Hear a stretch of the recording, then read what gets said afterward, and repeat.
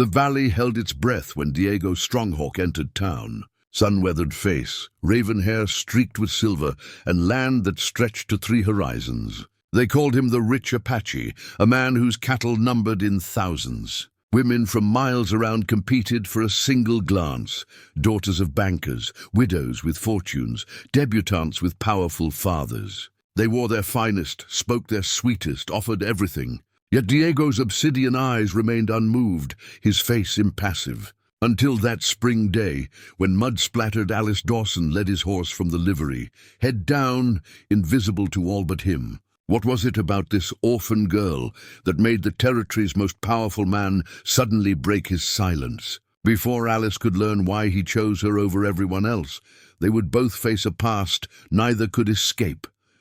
Copper Creek woke early, as frontier towns must. Dawn crept over the horizon, painting the sky in bands of amber and gold long before most residents stirred from their beds. But Emma Dawson had already been awake for an hour, moving quietly through Harmon's livery with practiced efficiency. Her calloused hands worked a curry comb through a mare's coat, each stroke gentle despite the strength behind it. "There you go. Penny," she whispered, her voice barely audible above the mare's contented snorts. "Fine lady like you deserves special treatment." A small wooden hairbrush sat on a nearby barrel, worn bristles and a cracked handle betraying years of use. It wasn't meant for horses. Alice had found it among her mother's belongings years ago, one of the few things saved from the fire. She used it only on herself, for special occasions, which were rare enough. But today, seeing Penny's matted mane, she'd made an exception. Mr. Harmon's heavy footsteps announced his arrival before his gruff voice boomed through the stables. "Girl, you feeding those animals or singing them lullabies? We got deliveries waiting." "Yes, sir." "Almost finished?" Alice tucked the brush into her apron pocket and quickened her pace. The livery owner's expression softened slightly when he saw the gleaming coat on Penny. "That Montgomery mare looks better than when she came in. Old man'll be surprised." Alice nodded but kept working. She'd learned years ago that drawing attention rarely led to anything good, especially for a girl with no family and nowhere else to go. Outside, Copper Creek began stirring to life. Alice could hear Mrs. Walters unlocking the general store across the street, the clank of Mr. Peterson opening his blacksmith shop, children's laughter as they raced to the schoolhouse Alice had never attended. "You sleep all right up in that loft?" Harmon asked suddenly, inspecting a saddle that needed repair. "Mighty cold last night." "Fine, thank you, sir." The hayloft was drafty and smelled of horses, but it was safer than the alternatives for an unmarried woman of 22 with no family connections. Alice had learned to appreciate small mercies, a roof overhead, steady work, and employers who weren't unnecessarily cruel. By mid-morning, Alice was leading a pair of draft horses to the loading dock when she heard the whispers. 2 well-dressed women stopped their conversation as she passed, then resumed with increased urgency once they thought her out of earshot. "They say he's coming for the spring festival this year." "Stronghawk? I'll believe it when I see it. Man's practically a ghost. Herbert saw him in Tucson last month. Said he's even more imposing than the stories. 6 feet tall with shoulders like a bull, and rich as Midas. All that land, all those cattle. Eliza Montgomery's already ordered 3 new dresses from back east. Her father's determined to make the match." Alice kept her expression neutral as she continued working, but her ears caught every word. Everyone knew of Diego Stronghawk, the Rich Apache they called him, owner of the largest ranch in the territory, a man whose cattle numbered in the thousands. Women from 3 counties had set their caps for him. But he remained unmarried at 40, a mystery that only enhanced his allure. Later, at the water pump behind the livery, Alice splashed her face and tried to scrub the stable smells from her skin. Her reflection in a bucket showed a sun-browned face, dark blonde hair escaping its practical braid, and eyes that had seen more hardship than most, twice her age. "Alice," Dr. Harrison's voice broke through her thoughts. The elderly physician waved from the back door of his office. "Got those books for you?" She wiped her hands on her apron and crossed the alley. The doctor had been teaching her to read whenever she could steal a few minutes away from work. Thank you, sir. I'll return them careful as always. Keep them as long as you need. Not many around here appreciate Dickens anyway. He handed her 2 worn volumes. You remind me of my daughter, God rest her. Same hunger for words. Alice clutched the books to her chest. I'm grateful, sir. Nonsense. Mind like yours deserves feeding. His kind eyes crinkled. Heard the talk about Stronghawk coming to town? Some whispers. Town's going to be a circus. Every eligible woman primping and plotting. He chuckled. You watch from a safe distance, you hear? Man like that brings trouble for girls without protection. Alice nodded solemnly. Don't worry, Dr. Harrison. Men like Diego Stronghawk don't even see women like me. The doctor patted her shoulder. That's probably for the best, my dear. As she climbed to her hayloft that evening, Alice placed the books carefully beside her small bundle of possessions. One dress slightly nicer than her work clothes, her mother's hairbrush, a single photograph salvaged from the fire, and a small leather pouch containing a smooth turquoise stone, a gift from her father on her 10th birthday. She touched it briefly for luck, as she did each night, before curling beneath her threadbare blanket. Outside, the spring wind carried whispers of the coming festival, of pretty dresses and eligible men, of fortunes to be made and hearts to be won. But such dreams weren't for orphan girls who slept in haylofts and smelled of horses. Alice knew her place in the world, and it wasn't in the arms of a man they called the Rich Apache. Morning came early at Stronghawk Ranch, the sun cresting the eastern mountains and illuminating acres of grazing land that stretched beyond what the eye could follow. Diego Stronghawk stood on the porch of the main house, a steaming cup of coffee warming his hands. His sharp eyes surveyed his domain with the practiced assessment of a man who had built everything from nothing. A worn leather saddlebag hung by the door, its surface etched with Apache symbols of protection and prosperity.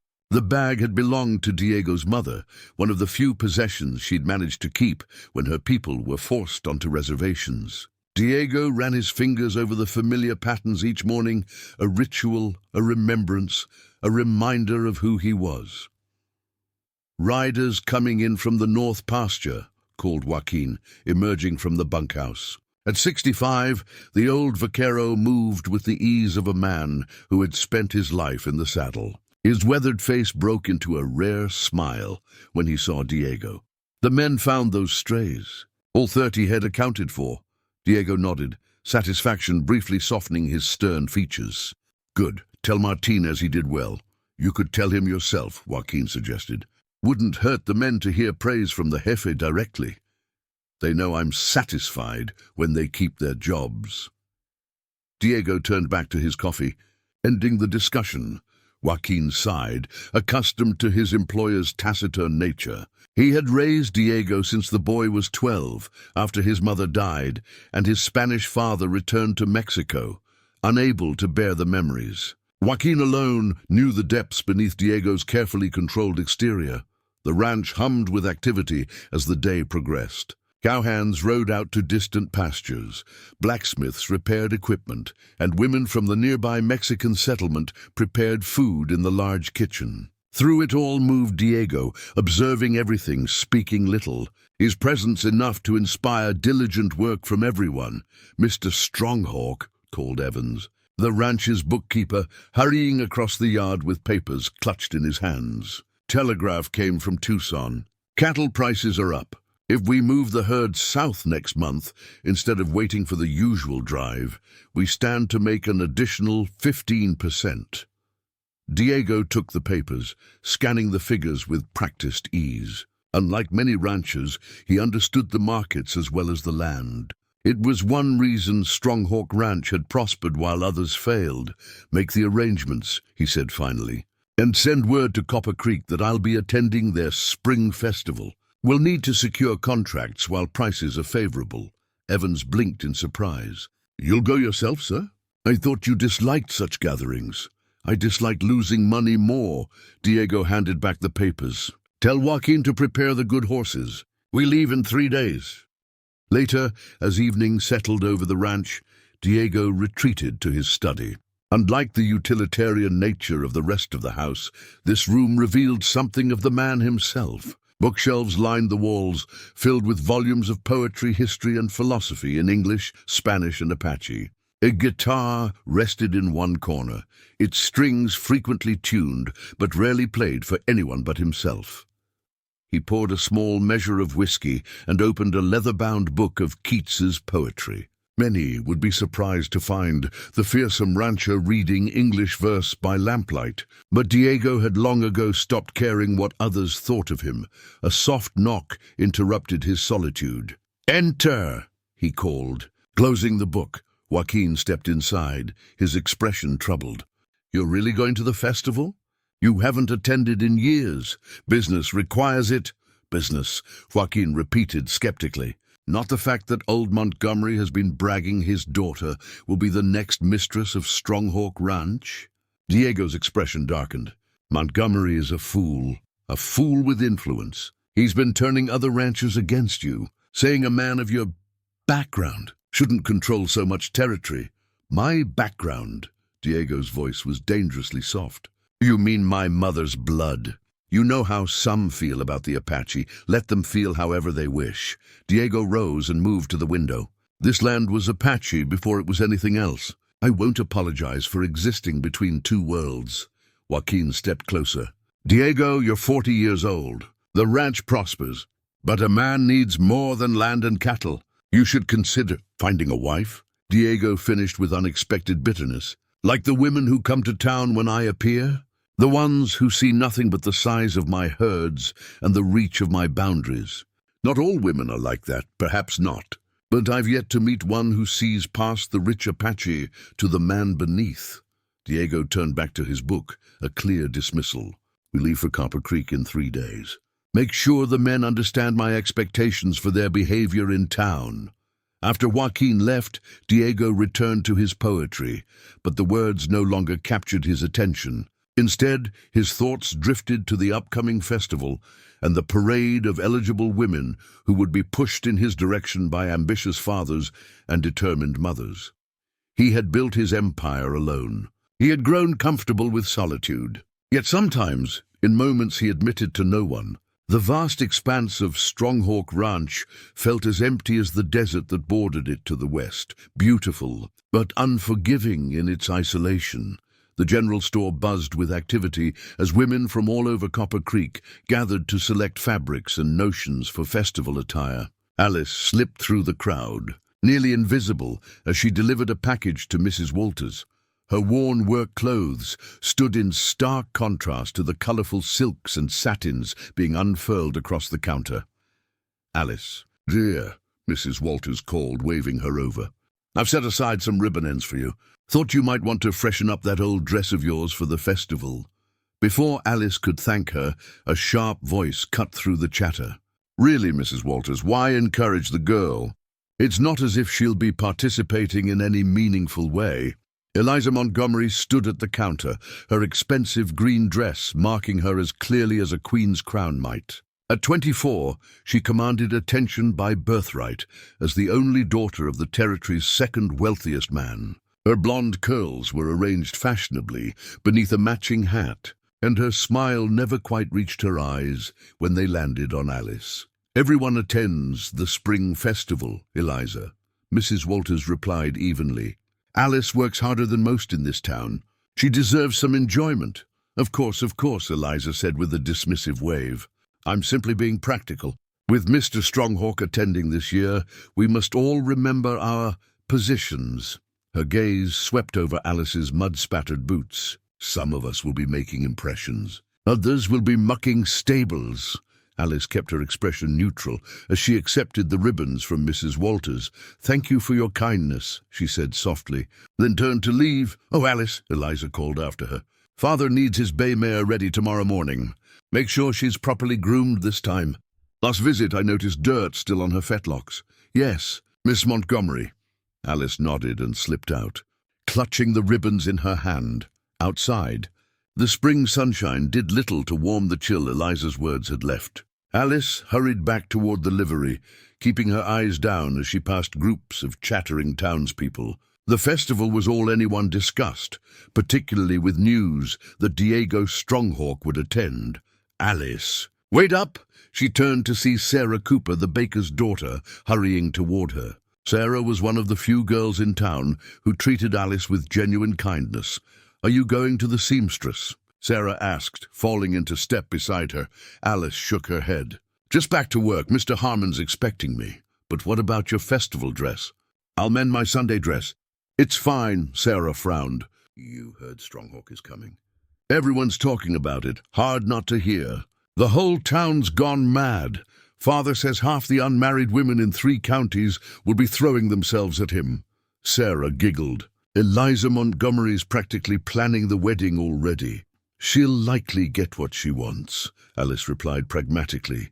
"Her father has connections and money, and she's pretty," Sarah added. "But they say Stronghawk has turned down prettier. No one knows what he's looking for." A shout from the livery interrupted their conversation. Mr. Harmon waved impatiently from the doorway. "I have to go," Alice said. Quickening her pace, Sarah squeezed her arm. "Save me a dance at the festival. Promise?" Alice smiled despite herself. "If I'm not too busy with the horses." Inside the livery, a new arrival awaited. A chestnut mare with a badly infected leg, abandoned by a passing trader too impatient to nurse the animal back to health. "Probably should put her down," Harmon muttered. "But thought you might want to try your hand first. You've got a way with the hopeless ones." Alice approached slowly, speaking in soft tones, until the frightened animal allowed her to examine the wound.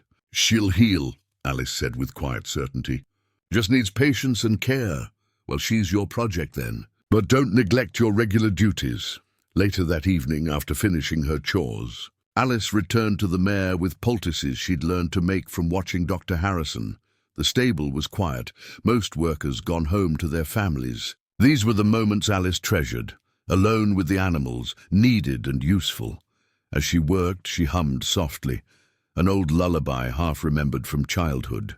From her pocket, she withdrew a small wooden horse, crudely carved but cherished. Her father had made it for her 8th birthday, just a few years before the fire. She placed it on the stall ledge, a talisman of sorts that accompanied her whenever she healed a wounded animal. "There now," she whispered to the mare. "You're not alone anymore. Neither of us is." The chestnut nickered softly, already trusting the gentle hands that tended her wounds. Alice leaned her forehead against the mare's neck, drawing comfort from the animal's warmth. Outside, the town continued its festival preparations. Women planned their strategies for capturing the attention of the Rich Apache. Men calculated potential business advantages from his presence.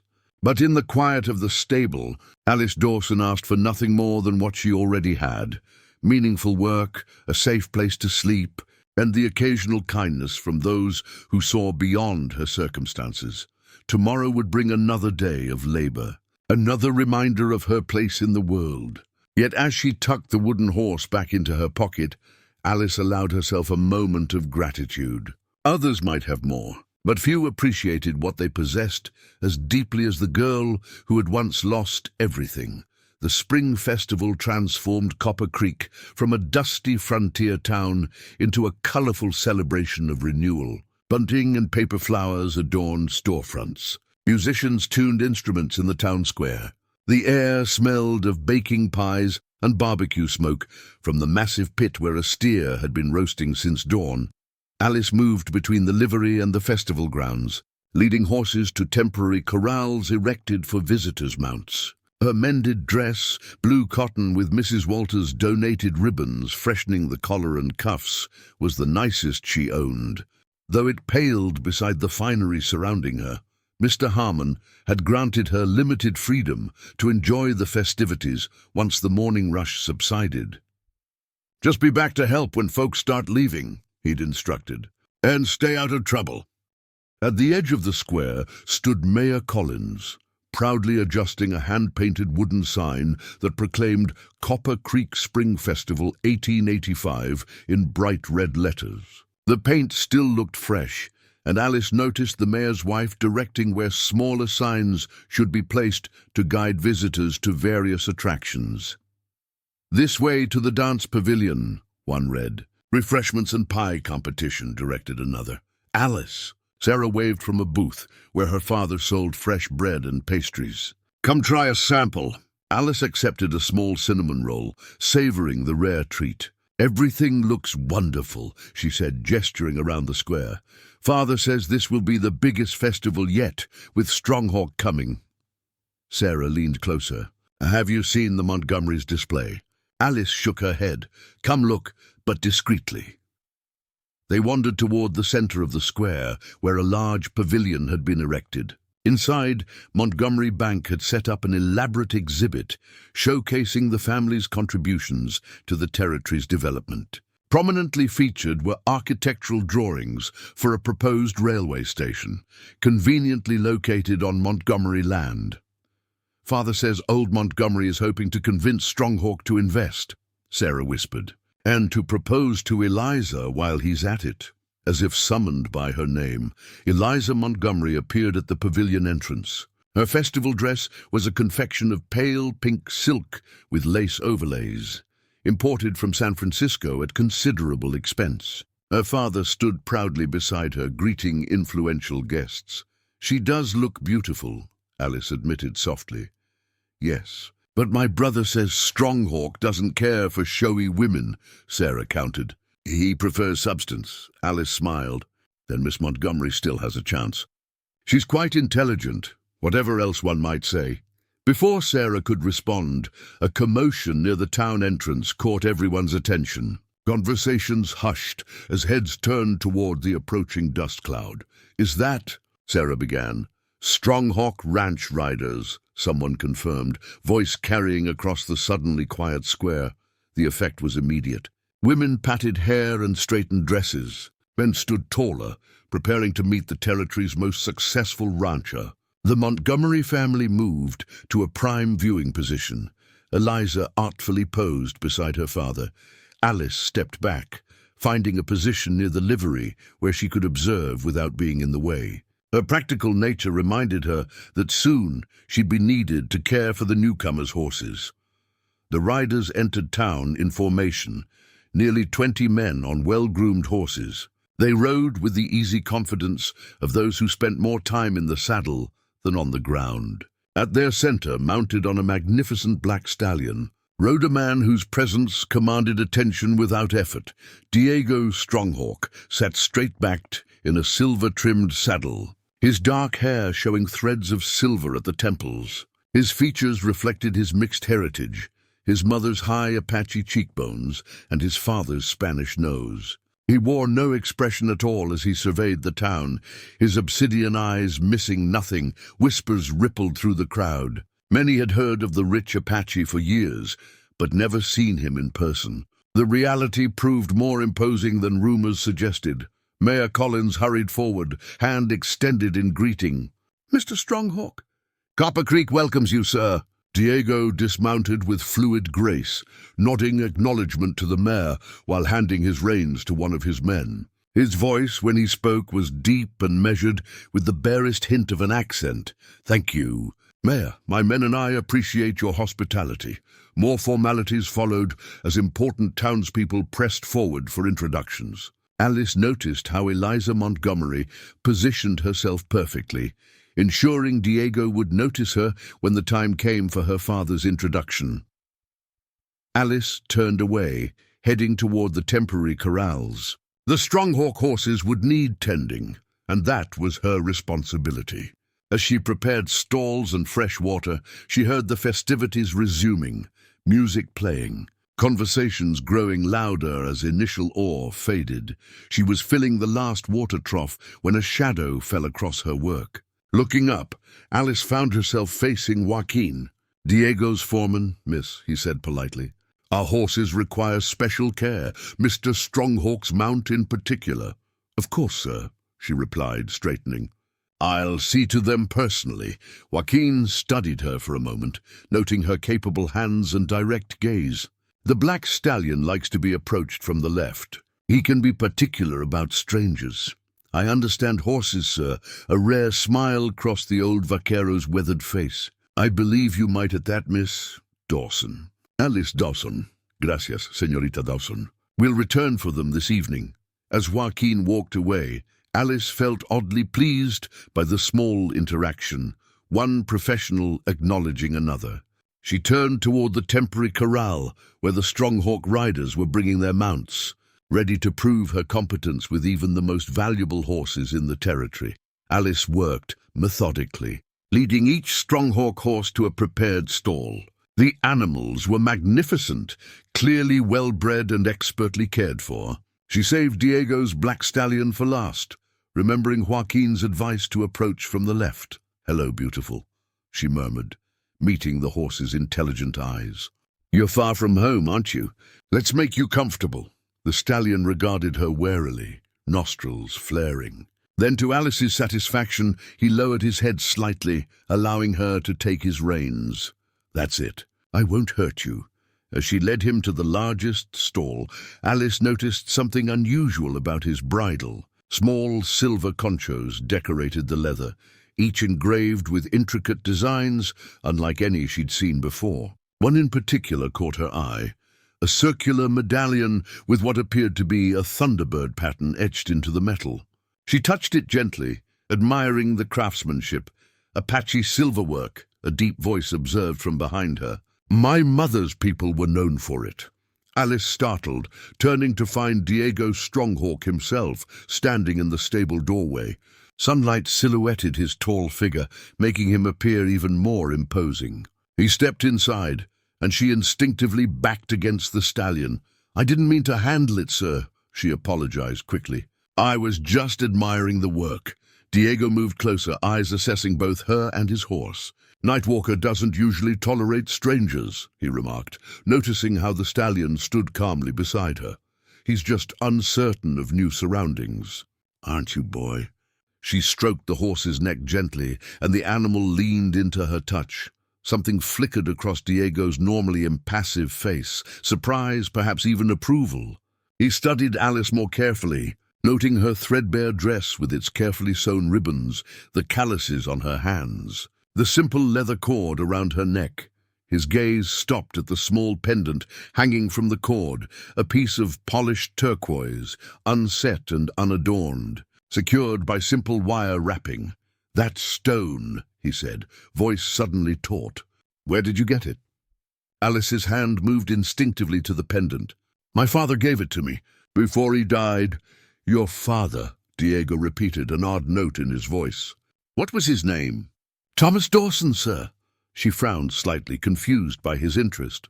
"He was a carpenter." Diego stepped closer, his intense gaze unsettling. "And your mother?" "Sarah Dawson. They both died in a fire when I was 12. Alice straightened her shoulders. "Forgive me, Mr. Stronghawk, but why are you asking?" Before he could answer, a voice called from outside.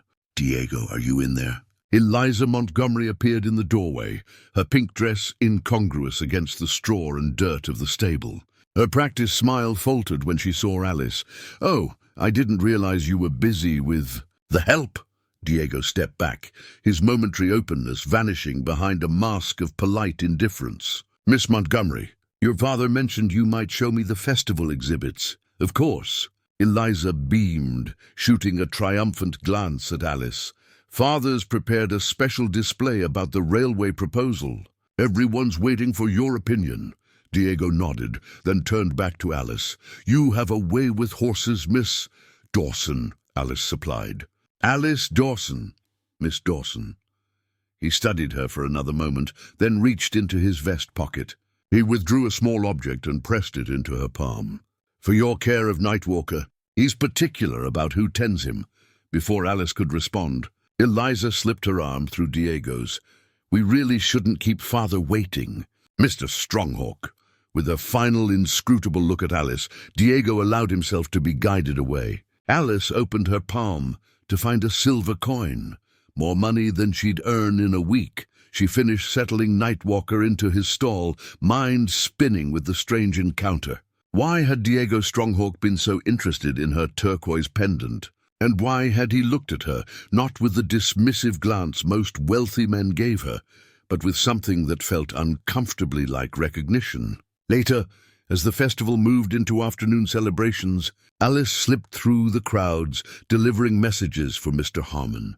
She spotted Diego several times, surrounded by businessmen at the bank exhibit, listening politely to the mayor's wife, standing stoically as Eliza Montgomery introduced him to her friends. Though his expression revealed nothing, Alice sensed his discomfort with the attention. As she passed the refreshment tables, Alice overheard two women whispering behind their fans. Montgomery's practically announced the engagement already. Can you imagine? An Apache in their family? Well, he's only half dear, and rich enough to make people forget the rest. Still, Eliza could do better. Though I suppose 50,000 acres makes the medicine go down easier. Alice hurried past, uncomfortable with the casual cruelty in their tone. She delivered her final message and was heading back to the livery when she nearly collided with Montgomery himself. "Watch where you're going." "Girl," he snapped, straightening his expensive suit. "I apologize." "Sir," Alice murmured, stepping aside. Montgomery narrowed his eyes. "You're the stable girl." "Harmon's Orphan?" "Yes, sir. I saw you speaking with Stronghawk earlier." His tone sharpened. "What business could you possibly have with him?" "Just tending his horse, sir." "Nothing more." Montgomery leaned closer, his voice lowering. "Listen carefully, girl. Important matters are being negotiated today. Stay away from Stronghawk. Your kind has no place in these affairs." He strode away without waiting for a response, leaving Alice shaken by the barely veiled threat. She touched her turquoise pendant reflexively, wondering why a simple conversation about her father could possibly matter to men like Montgomery, or to the mysterious man they called the Rich Apache. As twilight softened the harsh edges of Copper Creek, lanterns illuminated the festival grounds for evening celebrations. Tables groaned with food, contributed by every household, and the musicians struck up lively tunes for dancing. Alice watched from the periphery as she fetched water for the temporary corrals, her encounter with Diego Stronghawk still unsettling her thoughts. "Alice," Mrs. Walters hurried toward her, face flushed with excitement. "There you are, child. You must come quickly. Is something wrong?" "Wrong?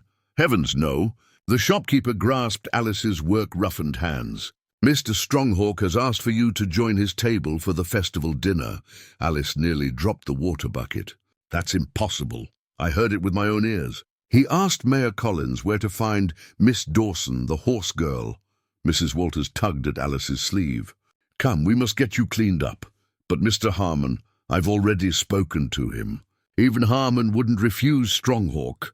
Before Alice could protest further, Mrs. Walters swept her toward the general store. Inside, the older woman's living quarters above the shop became a flurry of activity. A hip bath was filled, soap was located, and Alice found herself scrubbed pink while Mrs. Walters fretted over what she could possibly wear.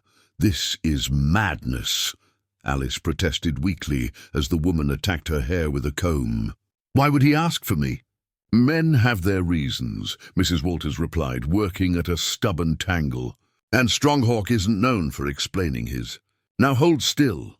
From a cedar chest, Mrs. Walters withdrew a dress Alice had never seen, forest green with delicate embroidery around the collar and cuffs. The material was finer than anything Alice had ever worn. "My daughter's," Mrs. Walters explained softly, seeing Alice's questioning look. "From before she married and moved to California, never had the heart to sell it. I couldn't possibly—" "Nonsense! Emily would love knowing it was being used for something special." Mrs. Walters held it against Alice's freshly scrubbed form. "It might hang a bit loose, but we can pin it." Throughout these ministrations, Alice's eyes kept returning to the tarnished silver hand mirror Mrs. Walters had propped on the dresser. The looking-glass was old, its silver backing wearing thin at the edges, but the ornate handle was still beautiful, carved roses twining around the grip. Alice had seen Mrs. Walters use it on special occasions, but had never held such a fine object herself. When Mrs. Walters finally allowed her to look at her transformation, Alice hardly recognized herself in that mirror. Her blonde hair, usually confined in a practical braid, fell in soft waves around her shoulders. The green dress brought color to her cheeks and made her eyes seem more blue than gray. "There," Mrs. Walters said with satisfaction. "Now you look like what you truly are, A lovely young woman, not just a stable hand. Alice touched the mirror's handle gently. I don't know how to be this person. Just be yourself, child. That seems to be who caught Mr. Stronghawk's attention in the first place. Outside, the festival dinner was beginning. Alice could hear the buzz of conversation, the clink of silverware on plates, laughter punctuating the evening air. Her stomach twisted with anxiety. I can't do this, she whispered. Everyone will stare. They certainly will, Mrs. Walters agreed pragmatically. Half the unmarried women in the county have been throwing themselves at that man for years. They'll be furious, she squeezed Alice's hands. But that's their problem, not yours. Taking a deep breath, Alice stepped out into the evening. The walk from the general store to the festival square felt interminable. Conversations quieted as she passed. She felt the weight of stares, heard the whispers that followed in her wake. Near the center of the square, at a table set slightly apart from the others, sat Diego Stronghawk. Beside him, looking thoroughly displeased, was Eliza Montgomery and her father. Mayor Collins and his wife occupied the remaining seats. As Alice approached, Diego rose smoothly to his feet. Miss Dawson, he said, his deep voice carrying across the suddenly silent square. Thank you for joining us. Eliza's face flushed crimson. Mr. Stronghawk, surely there's been a mistake. This girl works in the stables. I'm aware of Miss Dawson's occupation, Diego replied evenly. I invited her specifically. But, Eliza began, is there a problem, Miss Montgomery? Diego's tone remained pleasant, but something in his eyes made Eliza close her mouth abruptly. Montgomery cleared his throat. Of course there's no problem. We're simply surprised by your unconventional choice of dinner companion. I find convention often limits one's experiences, Diego replied. In pulling out a chair for Alice, Miss Dawson showed exceptional skill with my stallion today. I wished to express my appreciation. Alice sat carefully, acutely aware of her inexperience at formal dining. The table setting before her contained more forks than she'd ever used at one meal. She glanced up to find Diego watching her, his expression unreadable but somehow reassuring. I'm grateful for the invitation, Mr. Stronghawk, she said quietly, though I confess I don't understand it. Understanding will come in time, he replied cryptically, then turned to Mayor Collins. You were discussing the new schoolhouse, I believe. As conversation resumed around her, Alice felt Eliza's venomous glare. The Montgomery daughter leaned slightly toward her father, whispering something that made his expression darken. Alice focused on her plate, trying to follow Mrs. Walters' hasty instructions on which utensil to use when she dared glance up again, she found Diego's gaze still returning to her frequently, studying her with an intensity that was both unsettling and strangely warming. Whatever his reasons for singling her out, she sensed they went far deeper than appreciation for her horse-handling skills. 3 days after the festival, Alice still felt the aftershocks of Diego Stronghawk's unexpected attention. Some townspeople regarded her with newfound curiosity. Others, particularly those connected to the Montgomerys, treated her with open hostility. Mr. Harmon watched her suspiciously, as though she might abandon her stable duties at any moment for grander pursuits. Girl, he called, as she mucked out stalls that morning. There's someone here to see you. Alice straightened, pushing stray hairs from her face, expecting perhaps Mrs. Walters or Dr. Harrison. Instead, she found Joaquin, Diego Stronghawk's foreman, standing in the stable doorway. Miss Dawson, he greeted her with a slight bow. I bring an invitation from Mr. Stronghawk. He requests your presence at Stronghawk Ranch tomorrow. For tea, Alice nearly dropped her pitchfork. For tea, she repeated incredulously. See, a carriage will collect you at 10. Joaquin's weathered face revealed nothing of his thoughts on this unusual errand. Mrs. Perkins will accompany as chaperone. Mrs. Perkins. The minister's wife? Mr. Stronghawk has already arranged it. Most proper. A hint of amusement flickered across Joaquin's features. He is particular about appearances. After Joaquin departed, Alice continued her work in a daze. An invitation to Stronghawk Ranch was unprecedented. Many of the territory's wealthiest families had never received such an honor. That evening, she climbed to her hayloft early, needing solitude to process this latest development. From beneath her thin mattress, she withdrew a small leather-bound book with worn edges, a collection of poems by Emily Dickinson that Dr. Harrison had gifted her for her 20th birthday. Its pages were dog-eared from frequent reading, certain passages underlined in Alice's careful hand. She turned to her favorite poem, the one that began, "Hope is the thing with feathers," running her fingers over the familiar words. Poetry had been her escape during the hardest years after her parents' death. When she'd been passed from one reluctant guardian to another, never quite belonging anywhere, why would Diego Stronghawk invite her to his home? What could a wealthy rancher possibly want with an orphan stable hand? The dinner invitation had been puzzling enough, but this suggested something more deliberate than a momentary impulse. Sleep came fitfully that night, her dreams filled with fragments of memory, her father's voice, her mother's hands, the smell of smoke and the terror of flames. And woven through these familiar nightmares, a new element, obsidian eyes watching her with unsettling intensity. The following morning dawned clear and cool. Alice, dressed in her Sunday clothes, the blue dress with Mrs. Walter's ribbons, now carefully washed and pressed. At precisely 10 o'clock, an elegant carriage bearing the Stronghawk brand arrived, driven by a ranch hand who tipped his hat politely. Inside sat Mrs. Perkins, the minister's wife, looking both bewildered and pleased by her role in the day's events. "Alice, dear," she greeted warmly. "What an unexpected adventure, wouldn't you say?" The journey to Stronghawk Ranch took nearly an hour, winding through increasingly beautiful country. As they crested the final hill, Alice caught her breath at the vista below. Lush grazing land stretched toward distant mountains, dotted with cattle and crossed by clear streams. The ranch house itself was larger than she'd imagined, 2 stories of sturdy timber and stone, with wide verandas and tall windows. "My goodness," breathed Mrs. Perkins, "it's like a small kingdom, a kingdom where Alice, with her rough hands and humble background, clearly didn't belong." Yet as the carriage rolled to a stop before the main house, she straightened her shoulders and resolved to face whatever came with dignity. Joaquin greeted them at the entrance, escorting them through a spacious foyer into a comfortable sitting room where afternoon light streamed through tall windows. The furnishings were elegant but not ostentatious, heavy wooden pieces that spoke of quality rather than showiness. "Mr. Stronghawk will join you shortly," Joaquin informed them, then departed. Mrs. Perkins immediately began examining the room's details, particularly drawn to a collection of silver-framed photographs on a side table. "Such a fine home," she commented, "though one does feel the absence of a feminine touch."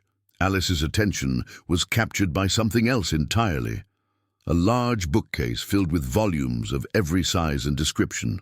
Without thinking, she moved toward it, fingers trailing reverently over the leather-bound spines. Many titles she recognized from Dr. Harrison's recommendations. Others were completely unfamiliar. "You enjoy reading," Diego's voice startled her.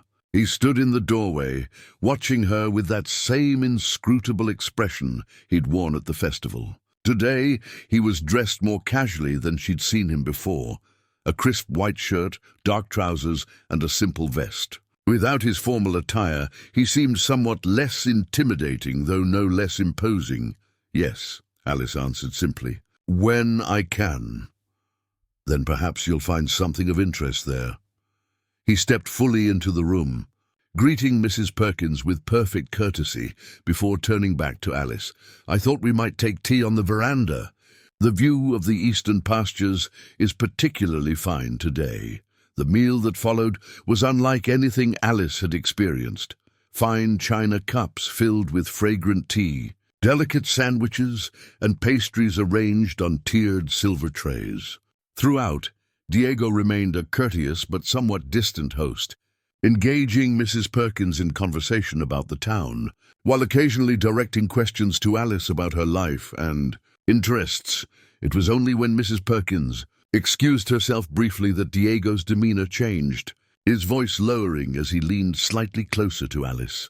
I have questions about your family, Miss Dawson. Questions I believe only you can answer.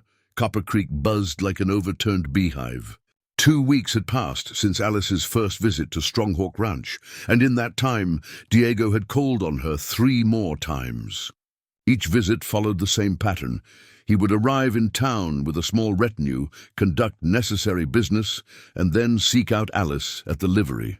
Always he ensured propriety by arranging for Mrs. Perkins or Dr. Harrison to accompany them on walks through town. Today, Alice sorted brushes in the tackroom when Sarah Cooper burst through the door, breathless with excitement. "Have you heard what Eliza Montgomery is saying about you?" Sarah demanded without preamble. Alice continued her work. "I imagine it's nothing flattering. She's telling everyone you've bewitched Mr. Stronghawk somehow." Sarah perched on a nearby barrel. "That you're after his money." "Ridiculous. I've done nothing of the sort. Everyone knows that." Sarah leaned closer. "But people are wondering why he keeps visiting you." "Even Father says it's unusual." Alice carefully placed a curry comb on its hook. "Mr. Stronghawk has been asking about my parents." "Your parents?" Sarah's eyebrows rose. "But they died years ago." "Yes. He seems particularly interested in where they came from before settling here." Alice hesitated, then added, "He recognized my turquoise pendant." "The one your father gave you?" Alice nodded, touching the stone that hung around her neck. "Mr. Stronghawk believes it might be Apache work." "Your father knew Apaches?" Sarah's eyes widened. "I don't know. He never spoke of it." Alice sighed. "My memories of my parents grow fainter each year. Sometimes I fear I'll forget them entirely." A commotion outside interrupted their conversation. Alice stepped to the door to see a crowd gathering near the bank. At its center stood Eliza Montgomery, her voice carrying clearly across the street. "It's unnatural, that's what it is," she declared to her audience. "A man of Mr. Stronghawk's position, suddenly interested in a girl who sleeps above a stable. There must be an explanation." Alice retreated inside, cheeks burning. "Perhaps you should go, Sarah. I have work to finish." Sarah squeezed her arm sympathetically before departing. Alone again, Alice tried to focus on her tasks, but Eliza's voice had carried the very questions she asked herself nightly. Why had Diego Stronghawk taken such interest in her? His questions about her family seemed sincere, yet she sensed he withheld more than he revealed. That afternoon, as Alice exercised the livery horses, a shadow fell across the corral. She turned to find Mr. Montgomery watching her, his expression calculating. "Miss Dawson," he began without greeting. "A word, if you please." Alice approached the fence cautiously. "Yes, Mr. Montgomery?" "I'll be direct. Your association with Diego Stronghawk must end." "Sir?" "Don't play innocent." Montgomery's voice hardened. "Whatever hold you have on him, whatever game you're playing, it stops now." Alice met his gaze steadily. "There is no game, Mr. Montgomery. Mr. Stronghawk calls on me of his own accord.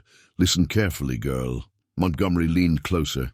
"I've worked for years to secure an alliance between Stronghawk Ranch and my family. I won't let some orphan stable hand interfere. I believe that decision belongs to Mr. Stronghawk." Montgomery's face flushed with anger.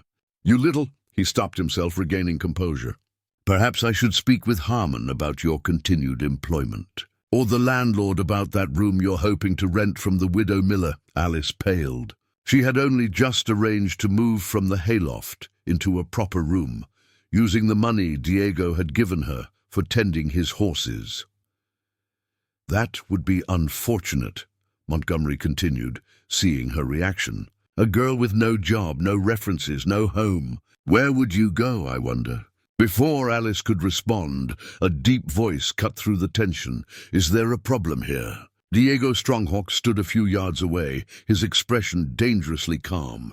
Beside him, Joaquin watched with narrowed eyes. Montgomery straightened, his demeanor instantly transformed. "Stronghawk!" "Just the man I wanted to see. I was hoping to discuss the railway proposal further."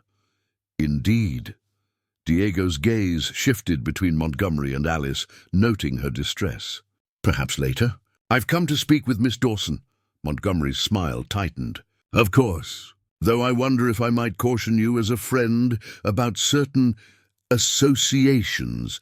Appearances matter in our position. I've found substance matters more than appearances, Diego replied evenly. And I choose my associations carefully, Montgomery. The banker retreated with forced cordiality, but the threat in his eyes as he glanced back at Alice was unmistakable.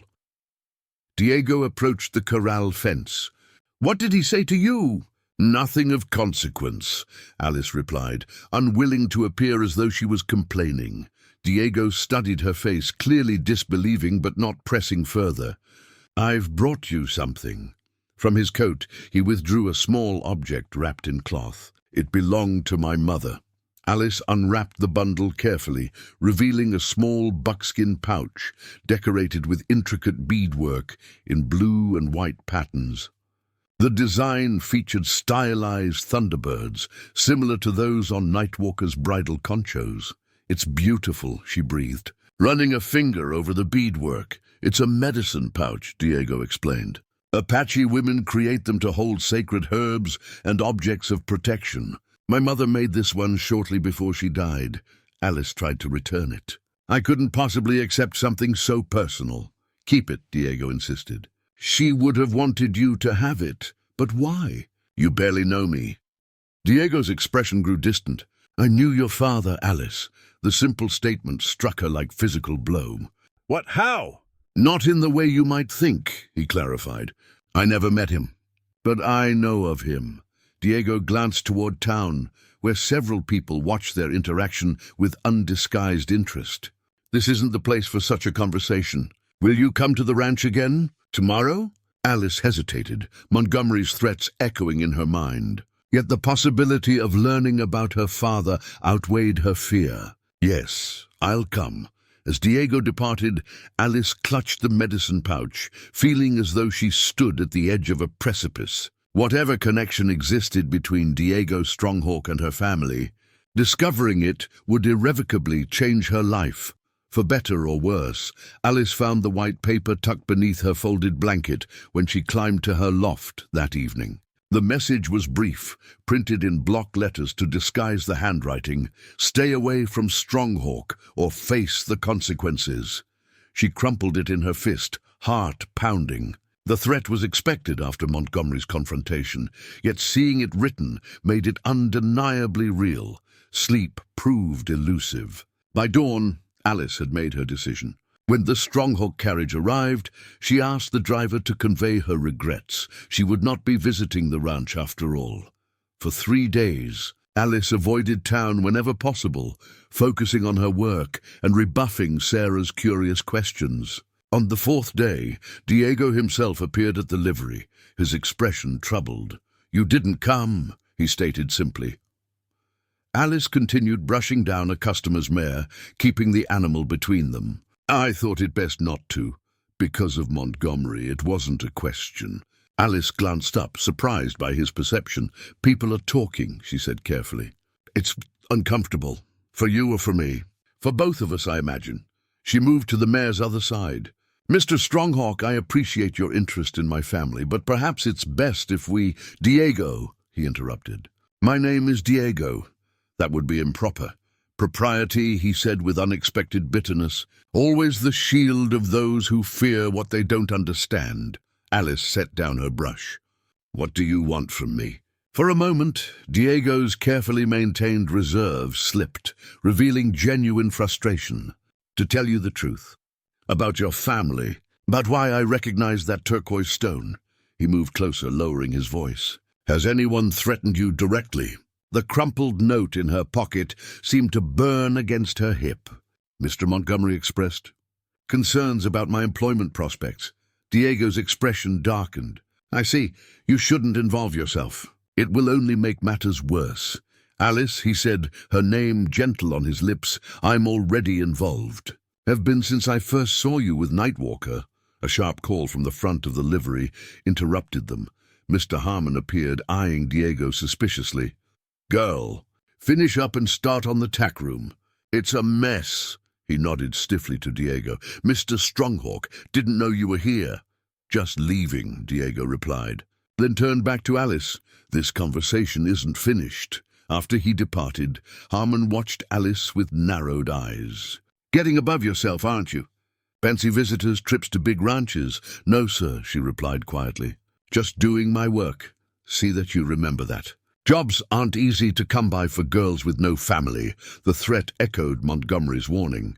That evening, alone in her loft, Alice removed the medicine pouch Diego had given her. Inside, she discovered a folded piece of paper alongside dried herbs with a pleasant, unfamiliar scent. The note was written in an elegant hand, "For clear dreams and protection against those who mean harm." "My mother's recipe." The gesture touched her deeply, even as it reinforced her decision to distance herself. Whatever connection Diego sought to establish endangered her precarious position in town. Yet the mystery of her father remained tantalizingly unresolved.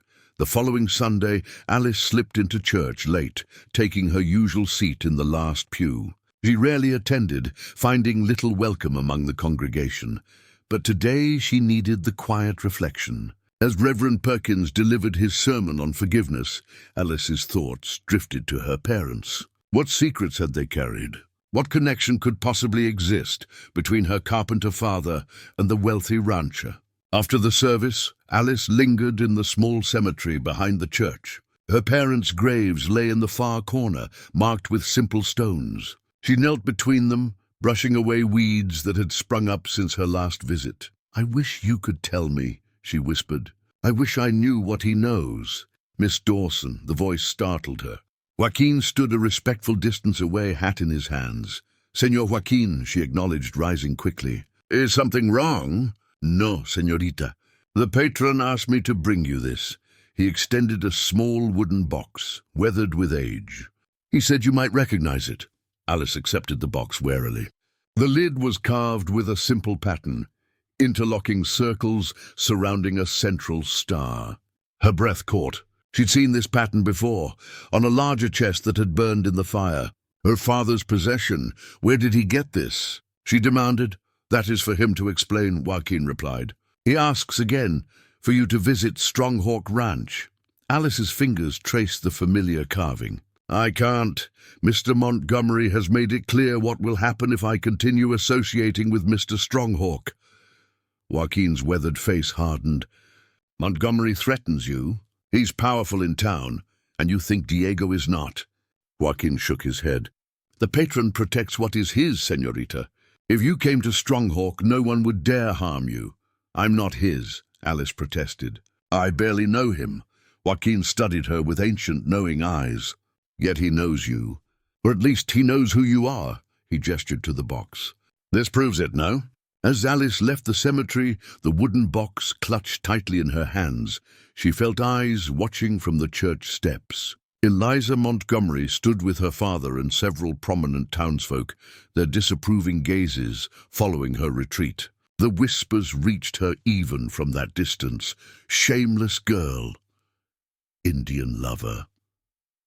No better than she should be." Alice quickened her pace. The wooden box her father had carved years ago, now a talisman against their cruelty. Whatever risk she faced by continuing her association with Diego Stronghawk, the alternative, never learning the truth about her family, suddenly seemed unbearable. That night, she wrote a brief note accepting his invitation, her decision made. The past called to her through the carved wooden box, and she would answer, regardless of the consequences. The study at Stronghawk Ranch felt different in late afternoon light, more intimate, less intimidating. Alice sat across from Diego, the carved wooden box between them on his desk. Through the window, she could see Joaquin leading Mrs. Perkins on a tour of the garden, their chaperone tactfully giving them privacy while remaining within sight. "My father made this," Alice said, touching the box. "I remember watching him carve the pattern. But it burned in the fire with almost everything else." "Not this one," Diego replied. "He made two. This one he gave to my father, Francisco Stronghawk, in 1865. Alice looked up sharply. "Your father knew mine?" "More than knew him." Diego opened the box, removing a folded piece of yellowed newspaper. "Your father saved his life. The newspaper clipping was fragile with age, its edges crumbling slightly as Diego carefully unfolded it. The masthead read, Arizona Territory Gazette, March 12, 1865. Below was a small article with the headline, Mine Collapse Claims 3 Lives, Others Saved by Carpenter's Quick Action. Among those rescued was Francisco Stronghawk. Diego read aloud, a half-Apache rancher who had been inspecting the mine's support beams. Stronghawk and 4 others were pulled from the rubble by Thomas Dawson, a carpenter who had warned mine owners about unsafe conditions just days earlier. Alice stared at the article, her father's name in faded print making her throat tighten. I never knew. He never spoke of this. There's more. Diego set the clipping aside. After the rescue, my father offered yours a position at Stronghawk Ranch, constructing new buildings as we expanded. Your father refused, saying he'd promised your mother they would build their own place in Copper Creek. That sounds like him, Alice whispered.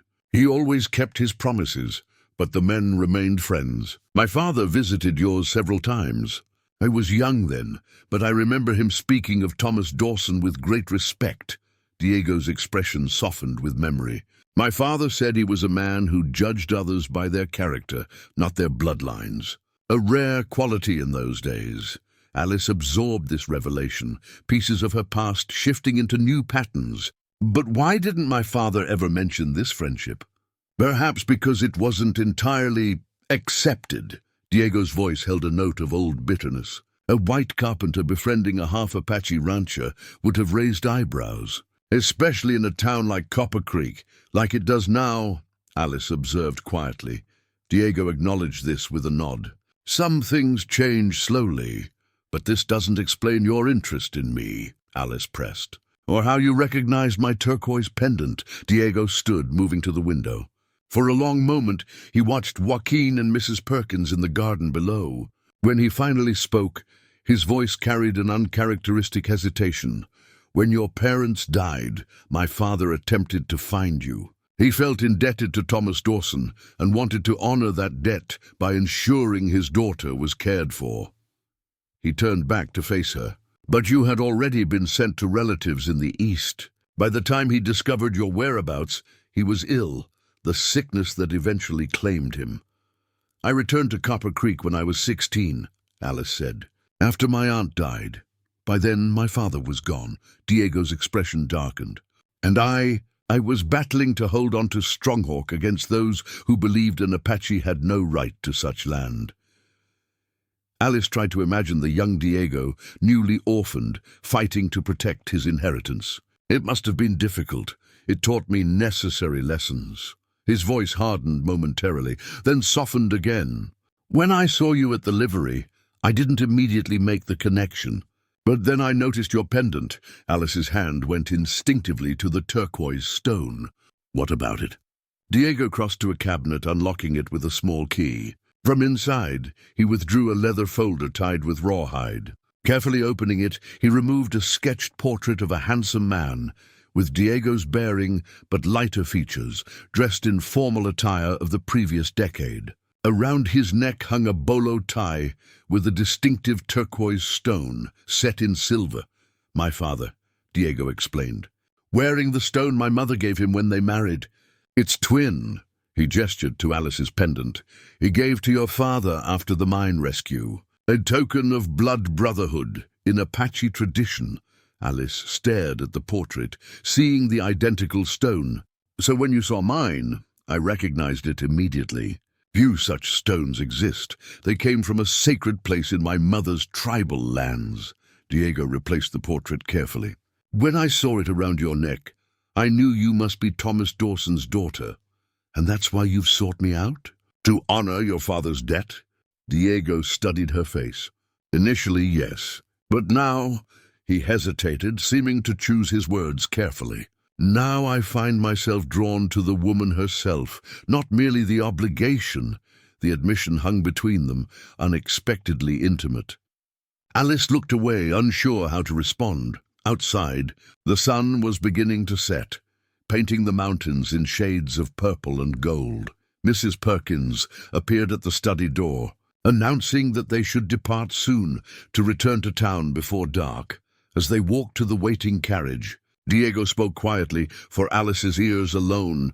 "There's more to tell you, Alice, about your parents, about mine. Will you come again?" Despite the complications such a visit would surely bring, Alice nodded. The connection between their families had begun to illuminate empty spaces in her past. Even knowing the risks to her reputation and livelihood, she couldn't turn away now. "I'll come," she promised, accepting his hand as she stepped into the carriage. Neither noticed the rider watching from a distant ridge, or how quickly he turned his horse toward Copper Creek once the carriage began its journey back to town. Alice's belongings made a pathetically small bundle as she gathered them from the hayloft. A dress, 2 blouses, the wooden box from her father, and a few personal items. Everything else she owned, including her rented room at Widow Miller's, was gone, destroyed in the suspicious fire that had consumed the rear of the boarding house the previous night. "I'm truly sorry, Alice," Mr. Harmon said, watching her descend the ladder. His expression showed genuine regret beneath his usual gruffness. "If it were just me, I'd let you stay on.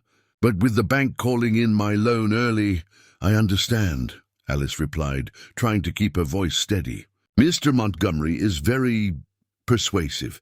Never seen him move so fast on a foreclosure, almost like he was waiting for an excuse." Harmon shook his head. 15 years I've run this livery, and now he gives me 2 weeks to pay in full or lose everything." The guilt pressed on Alice like a physical weight. Her association with Diego Stronghawk had brought Montgomery's wrath not just on her, but on anyone who helped her. "You could try Tucson," Harmon suggested awkwardly. "Bigger place, more opportunities for a girl with your skills." "Perhaps," Alice managed a smile she didn't feel. "Thank you for everything, Mr. Harmon." She stepped out into the street, uncertain where to go next. The town that had been her home for years suddenly felt hostile. Eyes watching from windows, whispers following her progress down the main street. Near the general store, Mrs. Walters waited anxiously. "Alice, dear, I heard what happened. Come stay with me. I've a spare room above the shop."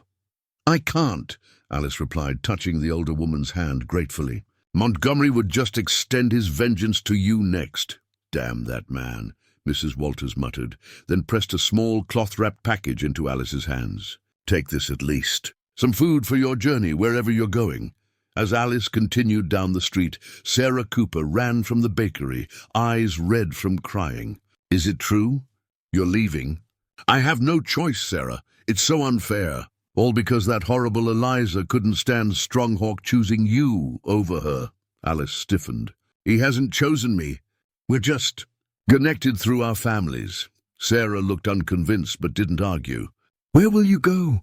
Before Alice could answer, Dr. Harrison approached, his elderly face lined with concern. "Alice, I've just spoken with Joaquin from Stronghawk Ranch.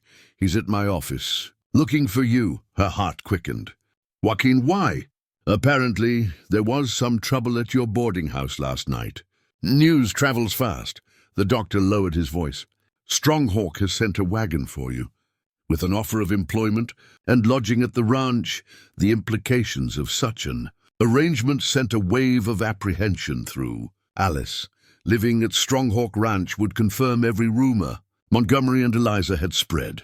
Yet with no job, no home, and Montgomery's influence closing every door in town, what choice did she have? Dr. Harrison seemed to read her thoughts. "I know it's not an ideal situation, but Joaquin assures me Diego has arranged everything with absolute propriety. A position as housekeeper, with private quarters in the servants' wing and Mrs. Vasquez as companion." "The town will talk regardless," Alice said quietly. "They're already talking, my dear. At least at Stronghawk you'll have safety and honest work." He patted her arm gently. "And perhaps some answers about your family." At Dr. Harrison's office, Joaquin waited with a wagon already loaded with supplies. His weathered face revealed nothing of his thoughts as Alice approached. "Señorita," he greeted her with formal courtesy, "the patron sends his regrets for your troubles. Stronghawk Ranch offers you refuge and employment, if you wish to accept." "It's very generous," Alice said carefully, But I don't want to cause more difficulties for Mr. Stronghawk. Mr. Montgomery is determined to prevent any association between us." Joaquin's expression hardened. "Montgomery has influence in Town C, but not beyond it. On Stronghawk land, the patron's word is law." As Alice considered her limited options, she noticed a small object on the wagon seat beside Joaquin, a finely crafted silver comb with turquoise inlays, its design echoing the Thunderbird pattern she'd seen on Diego's personal items. Joaquin followed her gaze. "The patron sent this as a gift. It belonged to his mother." Alice shook her head. "I couldn't accept something so valuable," he insisted. Joaquin handed her the comb. "In our tradition, such gifts are not refused. They carry meaning beyond their value." The silver was cool against her palm, the craftsmanship exquisite. Each turquoise stone had been carefully selected to complement the others, creating a harmonious pattern that spoke of skill passed through generations. "What meaning does this one carry?" she asked quietly. Joaquin's dark eyes held hers. "Protection, welcome, family." He paused meaningfully. "The comb of an Apache matriarch passes to daughters or to those who would become family." The implication was unmistakable. This wasn't merely employment Diego offered, but something far more significant. "I don't understand what he wants from me," Alice admitted. "That is for him to explain," Joaquin replied. "But know this, the patron does nothing without purpose." As the wagon departed Copper Creek, Alice glanced back at the town that had been her home. On the steps of the bank stood Montgomery and Eliza, watching her departure with thinly veiled satisfaction. They believed they'd won, driven her away in disgrace. Little did they know they'd only pushed her closer to the very man they sought to separate her from. The silver comb rested in her pocket, its weight a tangible reminder of connections she was only beginning to understand. Ahead lay Stronghawk Ranch and whatever future Diego envisioned that somehow included her. Alice's mind filled with questions, but one certainty remained. There was no turning back now. Spring bloomed in full glory across Stronghawk Ranch. 2 weeks had passed since Alice's arrival, and already the sprawling property felt more like home than Copper Creek ever had. Her position as housekeeper kept her busy from dawn until dusk, but the work suited her practical nature. Under the watchful eye of Mrs. Vasquez, the matronly cook who served as her companion, Alice had quickly learned the rhythms of the grand house. Today, however, was different. Diego had announced a gathering, the first since his return from the spring festival. Ranchers from across the territory would attend, along with businessmen from Tucson and even a few territorial officials. The official purpose was to discuss the proposed railway, but everyone understood the underlying social significance. This would be Diego Stronghawk's first formal entertainment as master of the ranch. "The blue dress, I think," Mrs. Vasquez declared, inspecting the 3 simple but well-made gowns that had mysteriously appeared in Alice's wardrobe shortly after her arrival. "It brings out your eyes. Do you think it's appropriate for me to attend at all?" Alice asked, smoothing the fabric nervously. "I'm staff, not a guest." The older woman clucked her tongue disapprovingly. "Did the patron not specifically request your presence? Besides, everyone knows you're not ordinary staff, Nina." That was precisely what concerned Alice. Though Diego had maintained perfect propriety since her arrival, their interactions always chaperoned. Their conversations focused primarily on ranch matters. Rumors persisted. The stable hands whispered when they thought she couldn't hear, speculating about her position and the patron's intentions. As twilight approached, carriages began arriving, bringing the territory's most influential families to Stronghawk Ranch. From her window, Alice watched ladies in fine dresses descend with the assistance of gentlemen in formal attire. Among them, to her dismay, were the Montgomerys. "Breathe, Nina," Mrs. Vasquez advised, adjusting the silver comb in Alice's hair. "You look beautiful, and the patron will allow no one to insult you in his home." The grand dining room had been transformed for the occasion. Crystal and silver gleamed in the light of dozens of candles. Flower arrangements from the garden perfumed the air. At the head of the table stood Diego, resplendent in formal evening attire that emphasized his powerful build and commanding presence. Alice slipped in quietly through a side door, hoping to remain unobtrusive. But Diego immediately broke away from his conversation with a Tucson banker to approach her. "Miss Dawson," he said formally, though his eyes conveyed warmer sentiments. "Thank you for joining us." A hush fell over nearby conversations as guests noted this interaction. Alice could feel Eliza Montgomery's venomous stare from across the room. "I'm not sure I belong here," she whispered. "You belong exactly where I place you," Diego replied simply, offering his arm. "Which tonight is at this gathering, as my father's debt to your father requires proper acknowledgement." This explanation, the story they had agreed upon to explain her presence at the ranch, seemed to satisfy some of the curious onlookers. Diego led her to a place midway down the table, not at his side, which would have caused outright scandal, but in a position of respect nonetheless. Throughout dinner, Alice maintained quiet dignity despite the undercurrents of gossip. She was grateful when conversation turned to business, the railway proposal, cattle prices, water rights, topics where she could fade into the background. After the meal, guests moved to the grand parlor for music and conversation.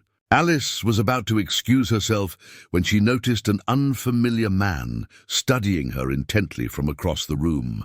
Tall and distinguished, with silver-streaked dark hair and the bearing of someone accustomed to authority, he seemed oddly familiar, though she was certain they'd never met. "Who is that gentleman?" she asked Mrs. Vasquez quietly. "Judge Carlton from Santa Fe," the older woman replied. "He arrived just before dinner. Very important man. They say he may become territorial governor someday." As if sensing their discussion, the judge approached. His smile was pleasant, but his eyes, sharp and assessing, missed nothing. "Miss Dawson, I presume. I've heard much about you." His voice carried the refined accent of Eastern education. "I understand you're recently arrived at Stronghawk." "Yes, sir. Mr. Stronghawk kindly offered me employment after some difficulties in town." "Indeed." The judge's gaze lingered on her face. "Tell me, young lady, do you know much about your family? Your parents?" The unexpected question startled her. "Only what I remember, sir. They died when I was 12. And before that? Did they ever speak of their lives before Copper Creek?" "Very little, sir. My father was a carpenter from back east. My mother kept house." "I see." Something in his expression suggested he saw far more than she intended. "Forgive my curiosity, but you bear a striking resemblance to someone I once knew." Before Alice could respond, Diego materialized at her side. "Judge Carlton, I see you've met Miss Dawson." "Indeed I have." The judge's expression revealed nothing. "A most interesting young woman. Alice has been indispensable since joining our household," Diego replied smoothly. "If you'll excuse us, Judge, there are some matters requiring her attention." As Diego guided her away, Alice felt the judge's eyes following them. Once they reached the relative privacy of the hallway, she turned to Diego. "Who is he really? And why was he asking about my parents?" Diego's expression was uncharacteristically troubled. "Judge Carlton was my father's lawyer. And before that, he handled many legal matters for the Apache people when most attorneys wouldn't touch such cases." He hesitated. "He also has a particular interest in family connections." "What does that mean?" Before Diego could answer, Joaquin approached hurriedly, his normally impassive face tense with concern. In his hand was a folded document, yellowed with age and sealed with faded wax. "Patron," he said urgently. "The judge brought this. He says it was left in his keeping by your father, to be delivered when—" He glanced at Alice, then back to Diego. When certain conditions were met, Diego accepted the document, breaking the seal with careful fingers. As he unfolded it, a smaller paper slipped out, a handwritten letter with "My son" inscribed at the top. Alice caught only a glimpse of the opening lines before Diego's expression transformed from curiosity to shock, then something close to dismay. He quickly refolded both documents, his face becoming an impenetrable mask. "Is something wrong?" she asked. "We'll discuss this later," he replied, his voice suddenly distant. "Please return to the guests. I need a moment." As Alice watched him stride away, the letter clutched tightly in his hand, she felt a chill of foreboding. Whatever revelation that old document contained had shaken Diego Stronghawk to his core, and instinct told her it concerned her directly. The gathering concluded just before midnight, guests departing with the satisfied air of those who had enjoyed good food, fine conversation, and the rare privilege of visiting Stronghawk Ranch. Alice had performed her duties flawlessly, yet Diego remained distant, speaking to her only when necessary and avoiding her gaze. Dawn found her unable to sleep, watching the sunrise from her window. A soft knock at her door revealed Mrs. Vasquez, her lined face troubled. "The patron asks to see you in his study," she said. "He has been there all night." Alice followed the housekeeper through the quiet house. Outside the study door, Mrs. Vasquez hesitated. "Something is wrong, Nina. I have not seen him like this since his father died." Inside, Diego stood at the window, his back to the door. The room showed evidence of a sleepless night. A half-empty whiskey decanter, papers scattered across the desk, books pulled from shelves and left open. "You wanted to see me," Alice said quietly.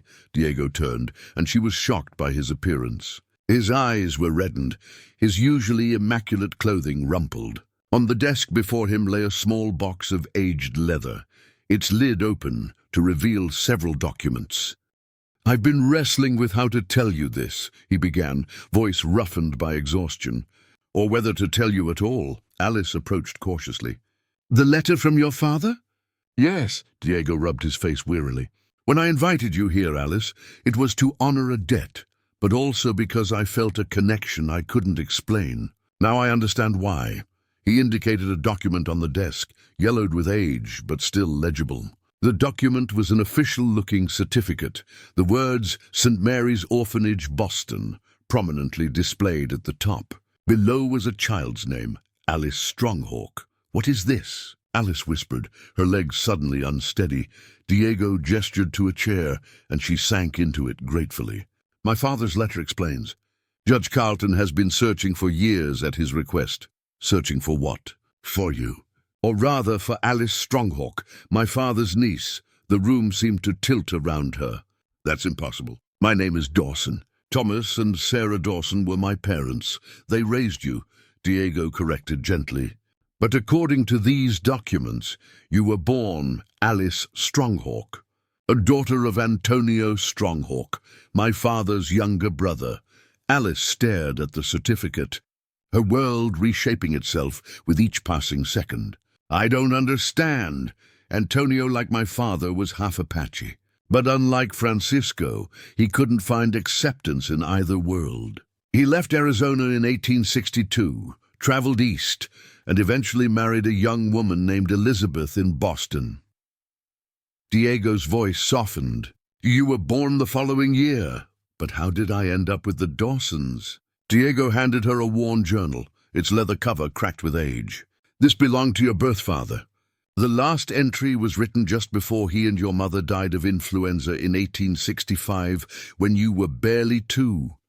Alice's hands trembled as she accepted the journal. Inside was handwriting she'd never seen before, precise and slanted, the words forming a final entry addressed to a brother. "Francisco, if you are reading this, we are gone. Elizabeth and I have made arrangements for Alice with St. Mary's Orphanage should the worst happen, but I implore you, find our daughter.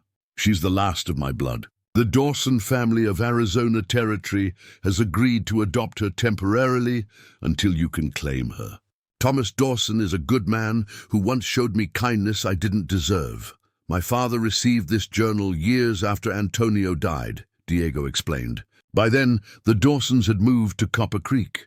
He located them just before the fire that claimed their lives. But by the time he learned you had survived, you had been sent east to relatives." Alice felt as though she were drowning, struggling to make sense of these revelations. "So Thomas and Sarah Dawson weren't my parents. They just took me in?" "They loved you as their own," Diego said gently. Thomas Dawson told my father you had no memory of your life before them. They decided not to burden a child with such complicated truths. And the turquoise pendant? Alice's hand went to the stone at her throat. It belonged to your birth father, Antonio's portion of our grandmother's jewelry, divided between the brothers. He left it with you when you were placed in the orphanage. Alice sat in stunned silence, absorbing these revelations. The room felt too small, the air too thin. Finally, she looked up at Diego, a new realization dawning.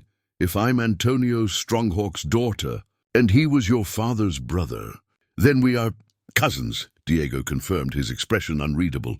First cousins, the word hung between them, laden with implications. Alice thought of the silver comb, of Diego's growing attention, of whispered conversations about becoming family. The nature of that family had just changed irrevocably. That's why you looked so troubled last night, she said softly. Because you've been developing feelings that are inappropriate between cousins, Diego finished bluntly. Yes, Alice stood abruptly, needing space, air, distance. I need time to think. Diego nodded, his face a mask of control once more. Of course. This changes everything, Alice, for both of us. As she fled the study, Alice's mind whirled with contradictory emotions. She had finally discovered her true origins, found family she never knew existed. Yet that discovery had simultaneously erected a barrier between herself and the man who had come to mean so much to her. Outside, she found herself walking toward the stables, seeking the comfort of horses who asked no questions and harbored no expectations. As she entered, her attention was caught by a small object hanging from a nail, a child's toy made of leather scraps and horsehair, crafted into a crude doll. Joaquin appeared beside her, his weathered face solemn. You have learned the truth, then? Yes. Alice touched the doll gently. What is this? It was yours, the old vaquero replied. Your father, Antonio, made it for you before leaving for Boston. The patron kept it, hoping someday to return it to his brother's child. Alice accepted the simple toy, feeling its weight in her hands, a tangible connection to a father she had never known. A father who shared blood with Diego Stronghawk. What happens now? She asked, more to herself than to Joaquin. The old man's reply held the wisdom of years. That, pequeña, depends on what kind of truth you choose to honor. Alice had never driven a wagon alone before, but necessity proved a quick teacher. 3 days after the revelation about her parentage, she found herself on the road to Copper Creek, desperate for answers Diego couldn't provide. She needed someone who had known Thomas and Sarah Dawson, someone who might remember why they had never mentioned her adoption. Dr. Harrison welcomed her with surprised delight. His cluttered office above the town clinic smelled of medicinal herbs and old books, a familiar comfort when everything else in her world had shifted.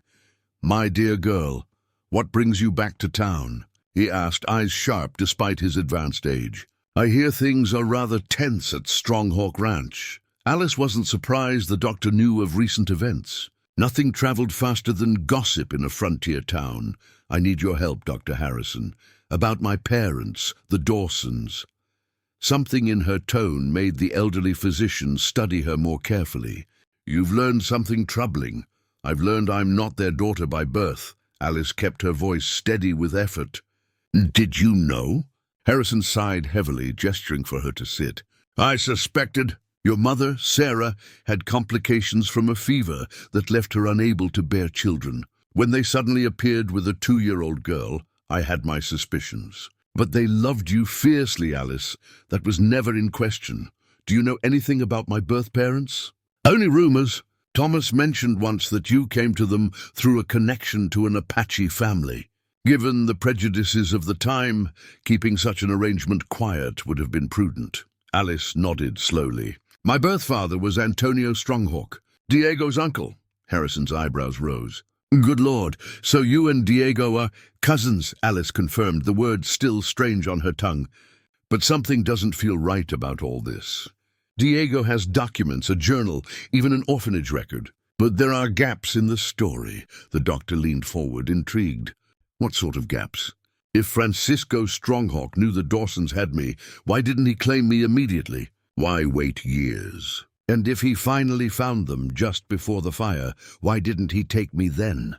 Harrison considered this. Valid questions. What does Diego say?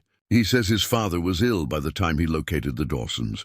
After the fire, I was sent east before he could intervene. Alice frowned.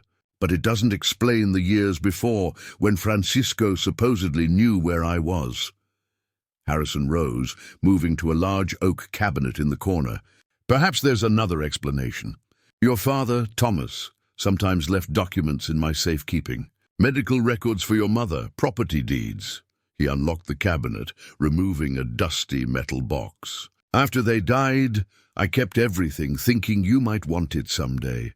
The box contained mundane papers, financial records, a deed to the small house that had burned, Sarah Dawson's medical history. But at the bottom lay a folded parchment map, its edges frayed with age. I've never seen this, Harrison murmured. Unfolding it carefully, the map showed the Arizona territory, with particular attention to tribal lands. Sections were marked in different colors, with annotations in a neat hand. One area in the mountains west of Copper Creek was circled in red ink with a note, A.S. claim, verify with Carlton. A.S., Alice whispered. Antonio Stronghawk. Possibly, Harrison agreed. Judge Carlton was known for handling Apache land claims decades ago. Many believed they had legal rights to ancestral territories under old Spanish treaties. Alice studied the map, a new possibility forming. What if my birth father wasn't just seeking refuge in the East? What if he was pursuing legal recognition of Apache land claims? That would explain the connection to Judge Carlton, and why Francisco Stronghawk might have been cautious about claiming you, Harrison added thoughtfully. Land disputes in the territory have led to blood feuds, and worse. A sharp knock interrupted them. Mrs. Walters stood in the doorway, face drawn with concern. Alice, thank goodness you're here. There's trouble brewing. Montgomery's been gathering men all morning. Rumors say he's planning some action against Stronghawk Ranch while Diego's distracted. What kind of action? Alice demanded. Armed men, supplies for several days, talk of water rights and trespassing. Mrs. Walters wrung her hands. Sarah Cooper overheard her father saying Montgomery claims to have documents proving half of Stronghawk land rightfully belongs to the bank. Harrison's expression darkened. Montgomery's been trying to get his hands on that property for years. If he's making a move now, it's because he thinks Diego is vulnerable. A cold certainty settled over Alice. The timing was too perfect, just as she and Diego were separated by the revelation of their kinship. Montgomery prepared to strike, and Diego, distracted by personal turmoil, might not see the danger until too late. I need to warn him, she said, rising quickly. It may already be too late, Mrs. Walters cautioned. Montgomery's men left at dawn, taking the north trail to avoid being seen from the main road.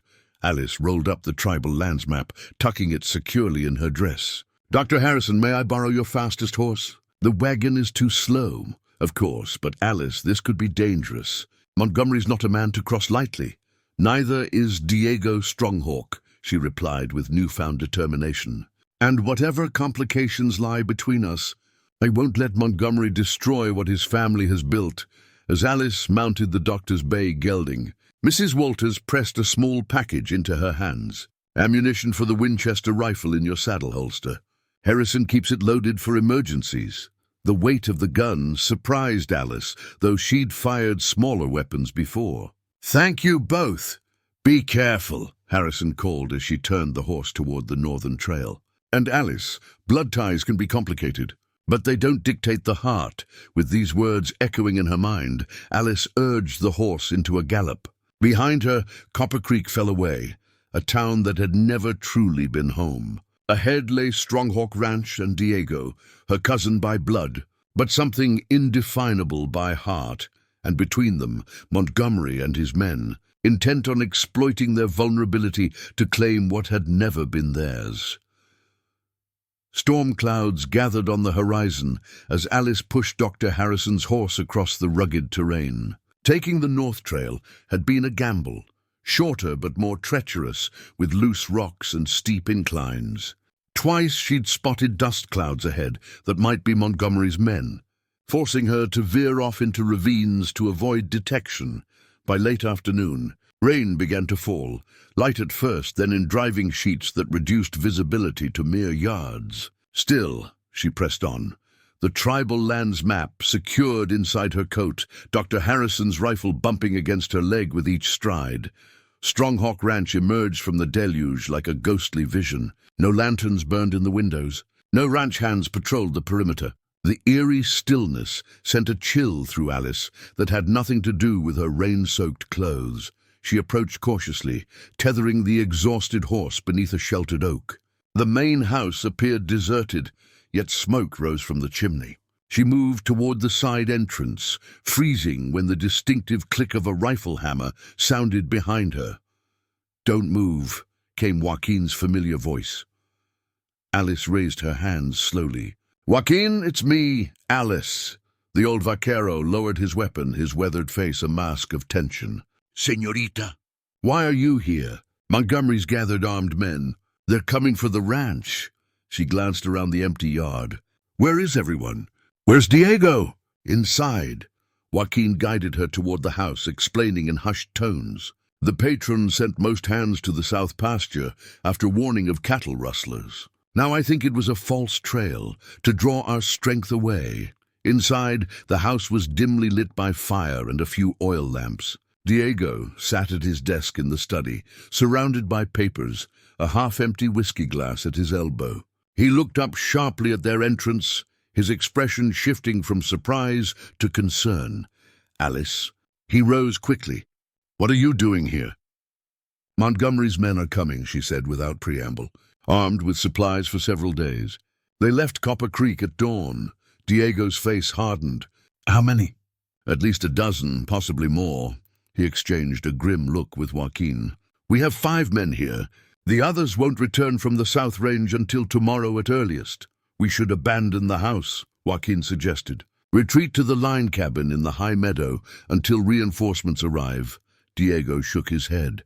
"And let Montgomery claim squatters' rights. I'll die before I surrender 1 acre of Stronghawk land." "You might do exactly that," Alice interjected sharply.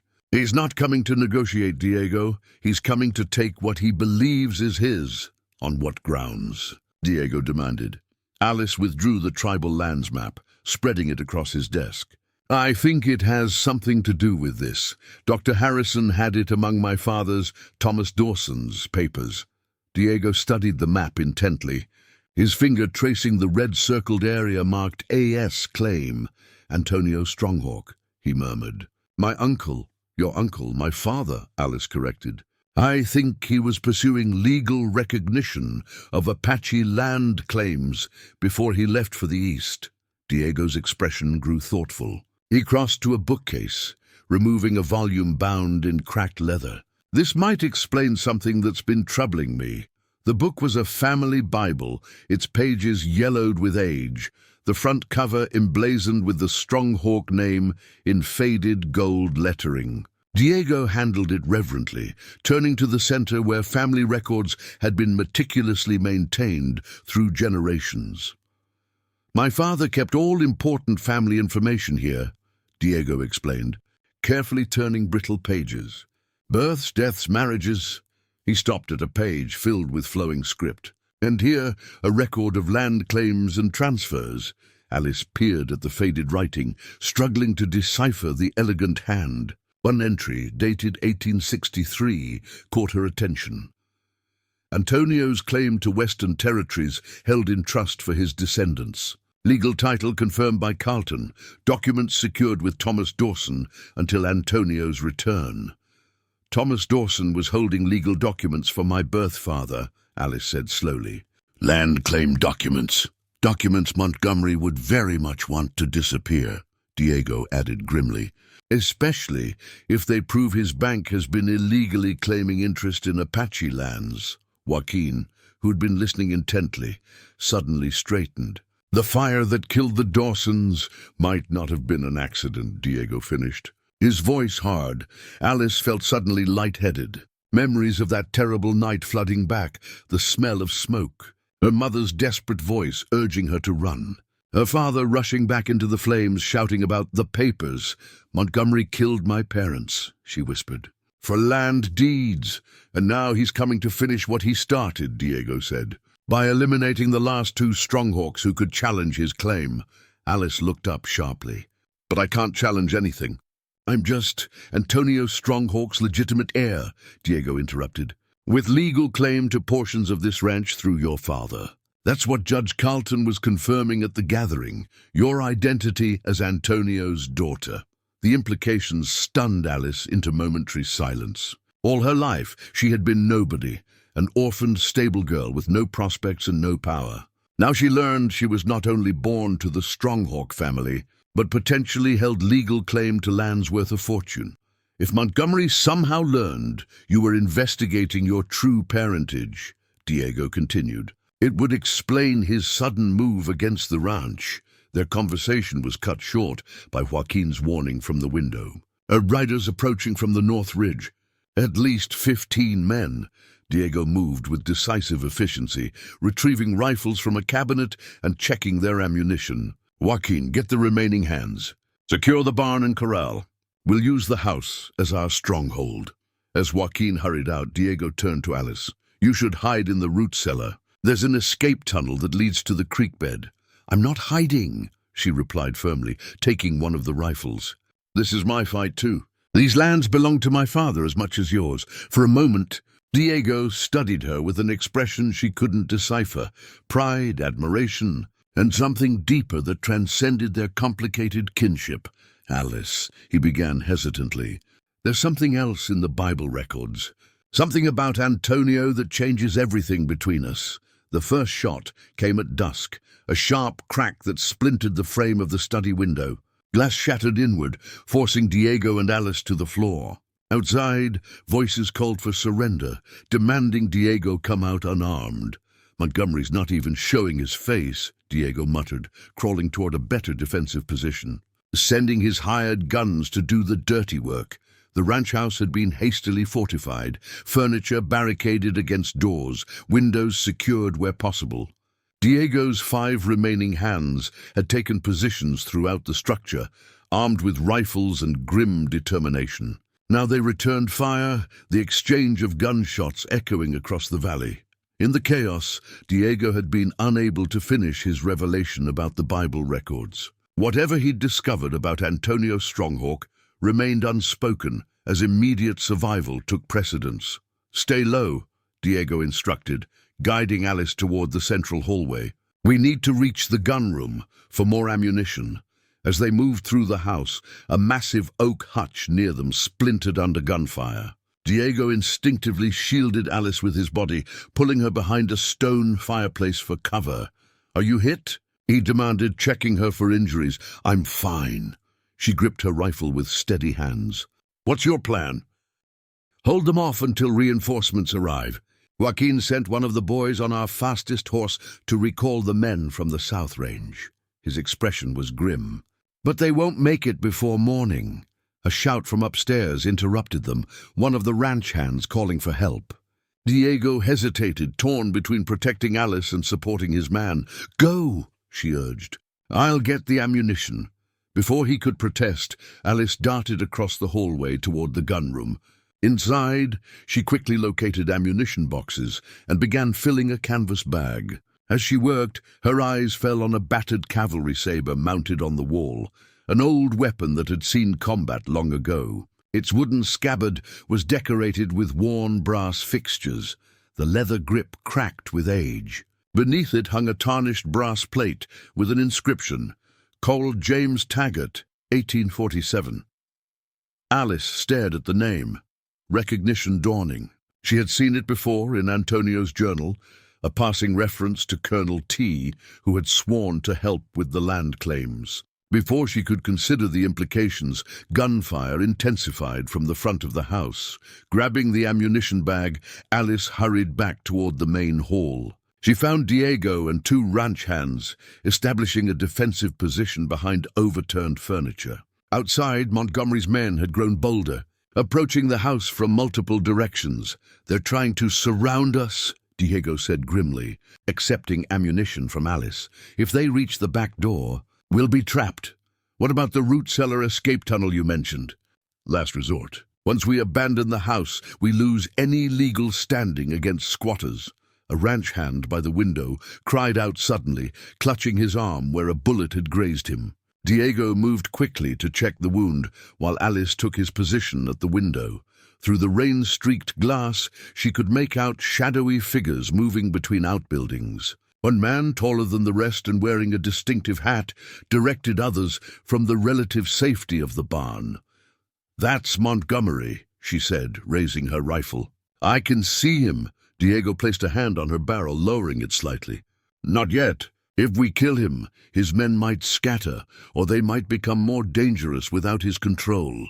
A crash from the kitchen signaled attackers attempting to breach the rear entrance. One of the hands raced to respond, leaving Diego and Alice alone at the front. "This position isn't secure," Diego decided. "We need higher ground. The second-floor landing gives better visibility and coverage." As they retreated upstairs, Alice felt a strange calm settle over her. This was Stronghawk land, her birthright as much as Diego's, whatever complications existed between them. Their shared blood meant defending this place together. From the upper landing, they could see Montgomery's men taking cover behind water troughs and wagons. The rain had intensified, limiting visibility, but also hampering the attackers' ability to coordinate. "They'll wait us out," Diego said, checking his ammunition. "Montgomery knows we're outnumbered. What was it you were going to tell me?" Alice asked suddenly. "About Antonio, about what changes things between us." Diego met her gaze, the intensity in his dark eyes visible even in the dim light. "According to my father's Bible records, Antonio Stronghawk wasn't my father's biological brother." "What?" "They were raised as brothers after my grandfather married Antonio's mother, but they shared no blood." Diego's voice softened. "Oh, which means you and I are not blood relatives, Alice." The revelation struck her speechless. All the barriers she had built in her mind these past days, the resignation, the forced distance, the redefinition of her feelings, suddenly collapsed. Before she could respond, a barrage of gunfire erupted against the front of the house. Through a window, Alice saw Montgomery himself striding forward, shouting orders with increasing desperation. "Something's wrong," Diego murmured, watching the banker's agitation. "He's rushing them, why?" The answer came with the sound of distant hoofbeats, riders approaching fast from the east, too many to be just the returning Stronghawk hands. "Reinforcements," Alice breathed. "But whose?" Diego moved to a better vantage point, then smiled grimly. "Judge Carlton, and it looks like he's brought the territorial marshal with him." Hope surged through Alice, only to be crushed by a shout from below. Montgomery had breached the front door with several armed men. "They were inside the house. Upstairs," came the banker's voice, harsh with triumph. "Find Stronghawk and the girl. Remember, we want them alive until they sign the transfer documents." Diego pulled Alice toward his father's bedroom. "We need to hold them off just a little longer." He handed her his spare pistol. "Stay behind me." As they backed into the room, Diego grabbed a framed photograph from his father's nightstand, the last thing his hand touched before Montgomery's men burst through the doorway. Well, Montgomery's voice dripped with satisfaction as he pushed past his men into Francisco's bedroom. The last of the Stronghawks, cornered like coyotes. Diego stood protectively before Alice, his rifle aimed at the banker's chest. "This is still my land, Montgomery." "You're trespassing. Your land?" Montgomery laughed, a sound devoid of humor. "Half of this ranch rightfully belongs to the bank, has for years. Your father's debts saw to that. My father died owing nothing to your bank," Diego countered. "You've been forging documents for decades." Montgomery's smile tightened. "Prove it." "Oh, wait. All those inconvenient papers burned with the Dawsons, didn't they?" His gaze shifted to Alice. "Almost all of them, anyway." "You murdered my parents," Alice said, her voice steady despite her racing heart. "An unfortunate accident," Montgomery replied dismissively. Thomas Dawson should have handed over Antonio Stronghawk's land claim documents when I first asked. Stubbornness runs in your adopted family. He gestured to his men. Take their weapons. I wouldn't, came a new voice from the doorway. Judge Carlton stood with his own pistol drawn, the territorial marshal beside him. Edward Montgomery, you're surrounded. Order your men to disarm. Montgomery's face contorted with rage. Carlton, always interfering where you don't belong. My jurisdiction is exactly where I belong, the judge replied calmly. And right now, that includes arresting you for trespassing, attempted murder, and if I can finally prove it, the arson that killed Thomas and Sarah Dawson 13 years ago. For a moment, silence filled the room as Montgomery calculated his dwindling options. Then with startling speed, he lunged toward Alice, pulling a concealed derringer from his coat. Drop your weapons or she dies, he shouted, pressing the small gun to Alice's temple. Diego froze, his rifle half lowered. Outside, the sound of many horses announced the arrival of the Stronghawk hands, returning from the South Range. Montgomery was trapped, and desperation made him dangerous. You're finished either way, Montgomery, the judge said evenly. Don't add murder to your charges. I'm taking her with me, Montgomery insisted, backing toward the window with Alice as his shield. She's my ticket out of here. Let her go, Diego said, his voice deathly quiet. Take me instead. How noble, Montgomery sneered. The Apache half-breed offering himself for the stable girl. If you only knew what I know about her real father. I know everything I need to, Diego replied. She's Antonio Stronghawk's daughter, an heir to his land claims. Antonio Stronghawk, Montgomery spat the name. The man was a fraud, a thief who stole land surveys and forged documents. As Montgomery continued his tirade, Alice caught Diego's eye, a silent communication passing between them. She had noticed Diego's hand slowly moving to his belt, where a small knife was sheathed. You're wrong about Antonio, Alice said loudly, deliberately drawing Montgomery's attention. And you're wrong about me. In that instant, Diego flicked the knife with precision, born of years on the frontier. It struck Montgomery's hand, causing him to cry out and loosen his grip. Alice dropped to the floor as Diego lunged forward, tackling the banker with such force that both men crashed through the bedroom window onto the covered porch below. Alice scrambled to her feet, rushing to the broken window. The two men had landed hard, Diego on top, his hands now around Montgomery's throat. Diego, stop, she called. He needs to stand trial. For a terrible moment, Alice feared Diego wouldn't hear her, that rage and years of accumulated wrongs would drive him to kill Montgomery where he lay. Then slowly, his grip relaxed. You're not worth hanging for, Diego told the banker, hauling him to his feet as the marshal arrived to take custody. By dawn, the Stronghawk Ranch had returned to an uneasy calm. Montgomery's hired guns had fled or been arrested. Judge Carlton sat with Diego and Alice in the study. Official papers spread before them. These documents, the judge explained, prove conclusively that Antonio Stronghawk filed legal claim to the western portion of what is now Stronghawk Ranch. As his only living heir, Alice, that land belongs to you. Alice stared at the papers, the reality of her inheritance still difficult to comprehend. All these years, Montgomery was trying to steal land that was legally mine. Land that your father Antonio and Diego's father Francisco intended to merge through formal partnership, Carlton clarified. They were building something together, a legacy that bridged their worlds. Diego, who had been quiet, finally spoke. So half of Stronghawk Ranch has always belonged to Alice's family line. Legally, yes, the judge confirmed. Which means the two of you now share ownership of the entire property. As the morning progressed, details emerged that filled the remaining gaps in their shared history. Antonio had indeed been Francisco's stepbrother, taken in when Francisco's father married Antonio's widowed mother. The two boys had grown up as brothers in all but blood, eventually building Stronghawk Ranch together before Antonio left for the east that evening. After the judge and marshal had departed with Montgomery in custody, Diego found Alice on the veranda, watching the sunset paint the mountains in gold and crimson. In his hands, he carried a colorful woven blanket, its pattern intricate with symbols of Apache tradition blended with Spanish influences. "This belonged to our fathers," he said quietly, joining her. "A partnership blanket, woven to commemorate their business arrangement. Francisco kept it after Antonio left, hoping someday to reunite the family." Alice ran her fingers over the finely woven threads. "It's beautiful. In Apache tradition," Diego continued, "such blankets can also symbolize another kind of partnership." His dark eyes held hers. "Now that we know we share no blood, perhaps our father's vision of uniting the family lines could still come true, in a different way than they imagined." Alice's heart quickened.